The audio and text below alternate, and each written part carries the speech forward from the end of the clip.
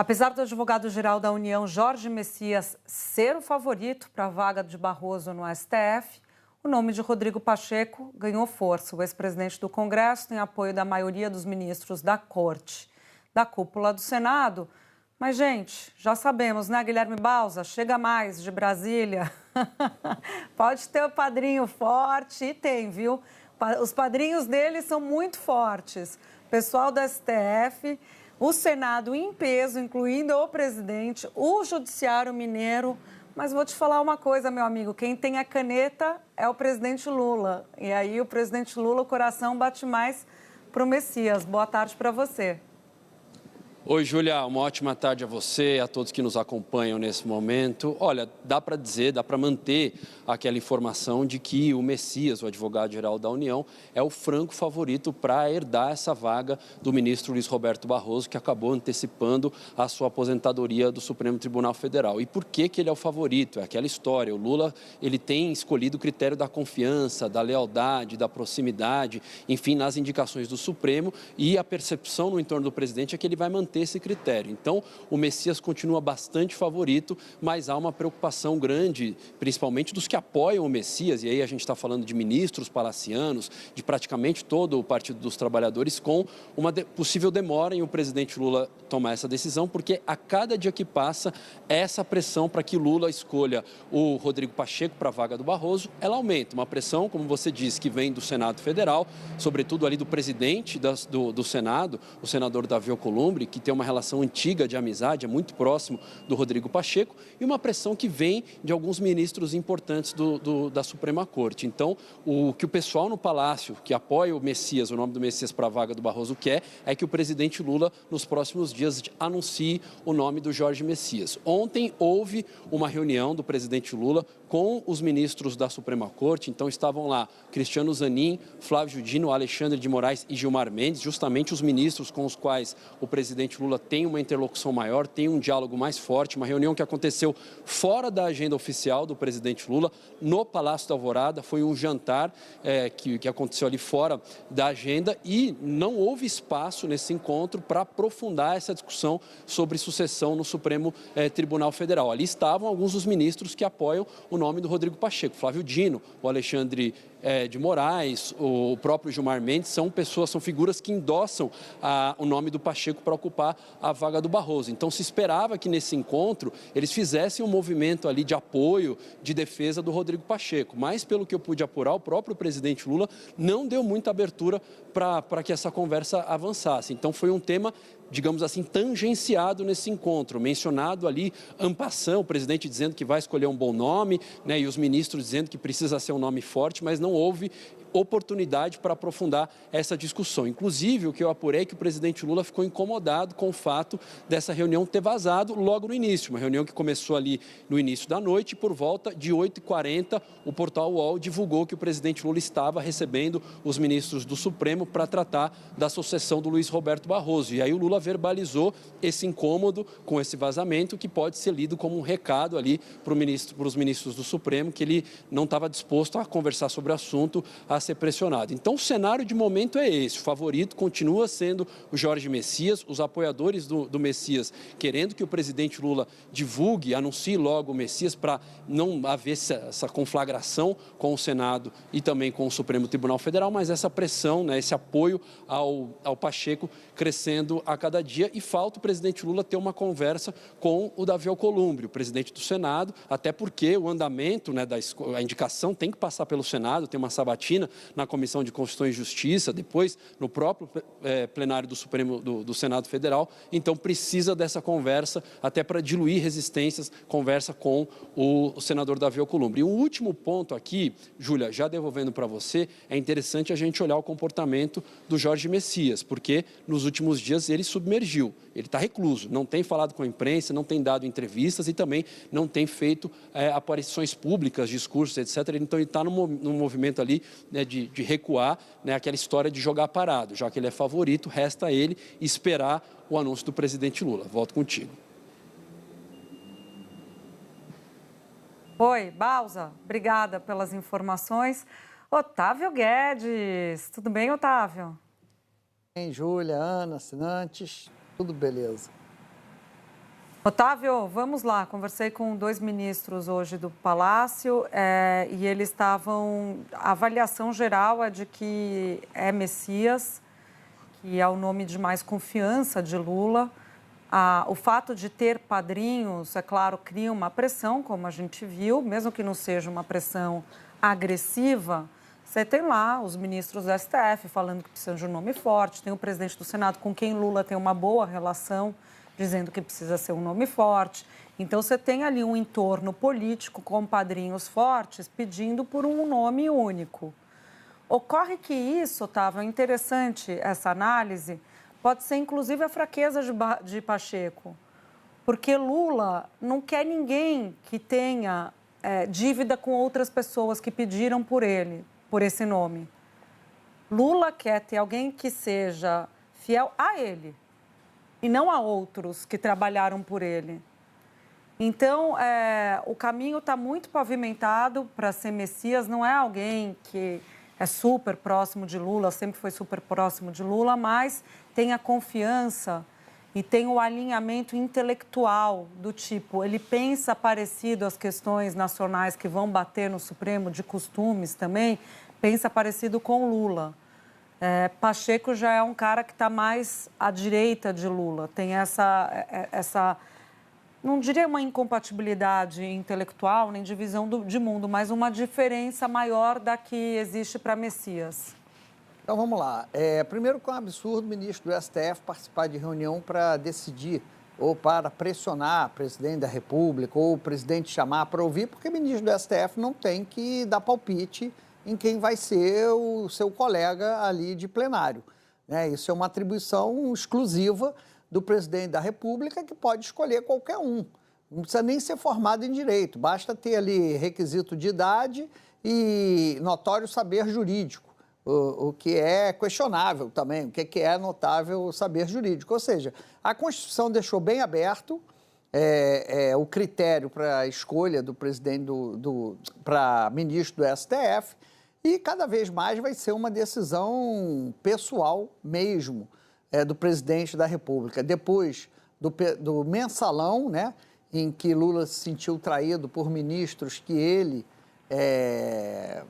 escolheu, porque ele nomeou, e aí vem aquela célebre frase, depois de escolhido, o ministro do STF vai tomar conta, vai cuidar da sua própria biografia, né, sem nenhuma dívida de gratidão.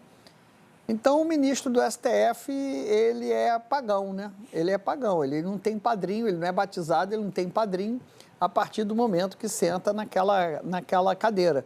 Então, depois do Bolsonaro, o Bolsonaro deixa mais claro ali, tanto na escolha do Procurador-Geral da República, quanto ali os dois que ele escolhe, o André Mendonça, o Cássio Nunes, eu considero mais uma escolha do Centrão, tanto que foi o senador Ciro Nogueira o primeiro a anunciar a escolha do Cássio, mas mudou muito ali.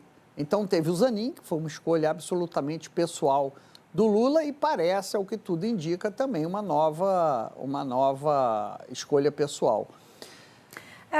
O nome do Pacheco ganha força por um simples motivo, né? Em 2026, ou após a eleição de 2026, a arena onde se vai travar ali uma disputa será no Senado, que a extrema-direita quer se vingar do processo contra Bolsonaro, né? Quer se vingar do Alexandre de Moraes com impeachment no Senado. Então, talvez a presença de um ex-presidente do Senado facilitaria ali uma atuação do STF junto ao Senado.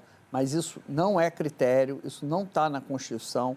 A Constituição diz que é escolha privativa do presidente da República, ele escolhe quem ele quiser, porque ele tem a legitimidade pelos votos, pela eleição que ganhou, de escolher quem ele quiser. Então, dentro desse critério, deve ser o Messias mesmo.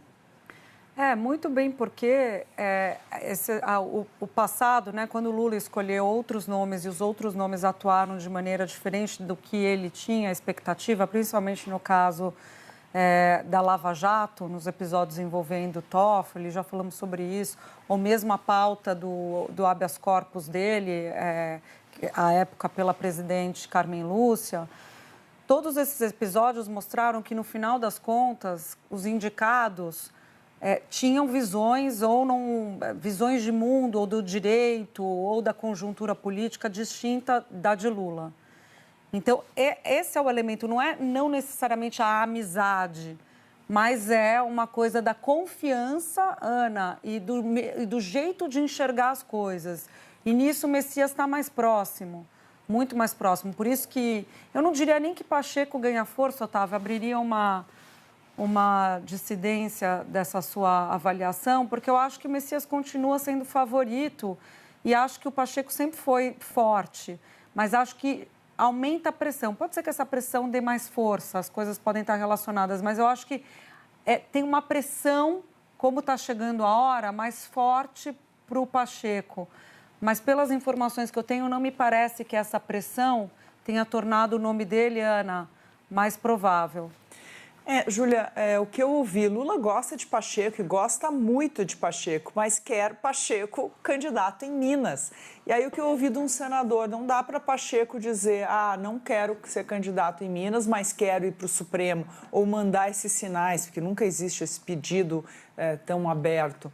Então, fica complicado. Mas o governo, e ontem à noite eu conversando até com ministros de Lula sobre esse encontro, o que eu ouvia o momento dessa decisão é delicado para o governo. O governo ainda precisa do Senado este ano para aprovar imposto de renda. Os vetos que estão ali pendurados podem trazer muito problema para o governo. Mas o que eu ouvi é que Lula não tem nenhuma dificuldade em ir para o enfrentamento e vai escolher quem ele realmente quiser. Ele já fez isso no passado, com muitas pressões, ele acabou escolhendo quem ele realmente queria. Agora, sobre a reunião com os ministros do Supremo, foi interessante porque esse argumento que o Otávio falou, da importância de Pacheco para um pós-2026, apareceu na conversa. Os ministros levaram para Lula essa preocupação com alguém para a vaga de Barroso que ajude nessa defesa da democracia, na consolidação do próprio Supremo, enfim, a segurança institucional e numa situação em 2027 em que o Senado poderá ser um local muito mais adverso, não só para o Planalto, mas para o próprio Supremo. Não ouviram de Lula nada a respeito disso, Lula não mencionou nomes, acho que houve até uma certa frustração, pelo que eu percebi, ministros queriam já ouvir de Lula uma indicação de quem será o nome, não ouviram. Ouviram de Lula, sim, essa questão da Magnitsky em relação a Trump e que vai escolher um bom nome, e ficaram também incomodados com o vazamento. Engraçado que eu até ouvi de um ministro que estava lá, olha, já aconteceram outros encontros que não vazaram, por que este vazou? Então, eu achei isso muito interessante. Na hora ninguém tem responsabilidade, sempre tem alguém que vaza, né? Porque a informação, afinal de contas, vazou, mas todo mundo critica vazamento, mas só passando para o Otávio, Ana, esse argumento de defesa da democracia, tal, não dá para dizer que não cabe para Messias, né? Porque Messias fez uma atuação forte nessa área, inclusive no dia 8 de janeiro, entrando lá com os pedidos para o Supremo das prisões em flagrantes, que não seriam nem necessárias, mas dando uma segurança jurídica maior até para o ministro Alexandre de Moraes com os pedidos que chegavam, né, para ele autorizar, que era flagrante, né, não precisaria, mas a AGU teve uma atuação ontem e hoje, porque contratou o escritório lá fora também para fazer, inclusive, a defesa de quem foi sancionado. Então, tem uma atuação forte nessa seara da democracia. A fragilidade dele é a questão política mesmo, de Messias. Otávio, não dá para comparar a musculatura política de Messias com a de Pacheco. Pacheco foi presidente do Senado, presidente do Congresso. Ele tem o apoio do presidente do Senado atual. Não tem como comparar isso. Agora, o que Lula, eu ouvi de um ministro ontem, Lula quer que ele cumpra essa missão sobre a qual a Ana falava, antes de ir para o Supremo. Caso Lula seja reeleito, tem mais 3 vagas, ele teria ainda a possibilidade de ir para o Supremo. Mas o presidente está muito preocupado com a questão em Minas. A gente repete aqui com frequência, Minas, quem ganha em Minas ganhou o Brasil desde a redemocratização e o nome de Pacheco aparece como mais forte nesse campo que poderia ter o apoio de Lula. Então, tem essa insistência, Pacheco resiste porque acha que não tem a estrutura necessária como partidária para disputar, está resistindo, mas Lula avalia que, assim, mata essa no peito. Na prática é o seguinte, Otávio, mata essa no peito e depois a gente resolve. Porque com o Pacheco ele teria dois problemas. Um problema político em Minas, quem seria o candidato, e também um problema interno ali com o Messias, que já foi candidato, já foi cogitado para a vaga do Zanin. Vocês lembram disso? Ele estava disputando. Do Dino. Oi? Do Dino. O Dino também. Para o Zanin, já foi para o Zanin e para o Dino, mas né? o Zanin ele estava chegando, ele não era... Foi para o Dino, né? Foi o Dino. Foi pro Dino. Porque o Zanin, todo mundo sabia que era o Zanin. No Dino, sim. No Dino deu Foi pro Dino que eles ruim. disputaram ali, é verdade. No Zanin ele era... Foi no Dino. Então, assim, cria dois problemas também, né? Porque o Messias... Para quem lembra, o Messias é o tal Bessias, né? Que da gravação famosa da Dilma, em que dizia que o Bessias ia levar para o Lula o ato para ele virar ministro da Casa Civil. E foi o Gilmar Mendes que deu uma decisão, que para mim foi uma decisão que mudou o rumo da história, né? Impedindo que o Lula assumisse o ministério. E se o Gilmar estava na reunião ontem, é a segunda vez que o Gilmar, de qualquer maneira, interrompe uma missão do Messias. Não deixa o Messias levar para o Lula o termo de posse, né? Então, o Gilmar Mendes, coitado, se for o Messias também, o Gilmar Mendes, ele é habilidoso, lógico, vai se aproximar do Messias, mas, tentou pela segunda vez abortar uma missão do Messias.